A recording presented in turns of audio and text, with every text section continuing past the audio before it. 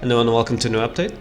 I've been quite busy over the last week and a half.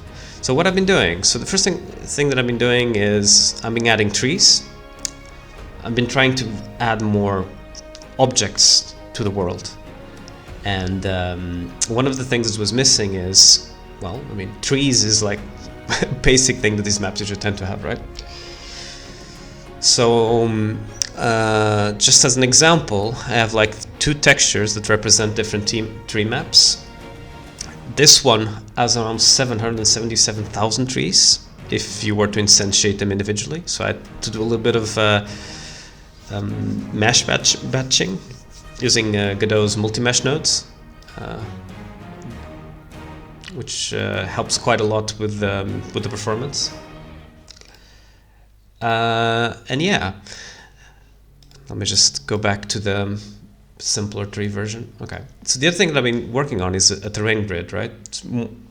So I've been working on the terrain grid for quite a while, but now there's like a fancy shader, and there's also building previews. So let me show you how it all works in game. I think I have the game running right here. Yeah, I do. So how does the building preview work? So here I'm building buildings, right? And as you can see, if you observe the tree area, there's no green square underneath them. And if you hover over a building to build over that tree area, it will show you red. And if you hover over a green area, it will show you green, meaning that you are allowed to build there, right? Which is quite cool. Another thing that I've been doing is collision avoidance. So as you can see, this entity here cannot pass through the forest, nor can it pass through the buildings, right? It will pass around it, which is pretty cool. Another thing that I've been working on is dynamic obstacle avoidance as well. So these entities will push each other around, like almost like in an RTS-like fashion. And yeah, now you might be asking, like, why am I doing this? It seems like awfully out of scope, right? Well, first of all, I'm doing it because it's fun, right?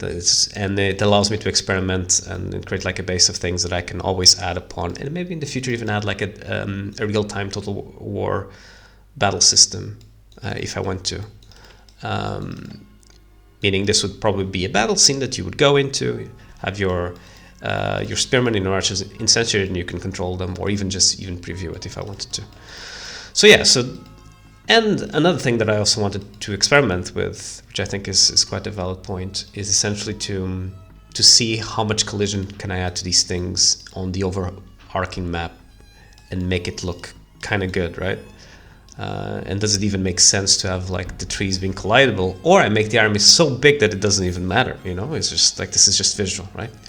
So yeah, but anyways, I'm currently more inclined on making these big tree areas collidable in the world map when I merge this with the other scene. And buildings probably also collidable, so, but we will see how that's gonna go. Yeah, so this is the update that I want to show you, and as always, thank you for watching, and see you next time.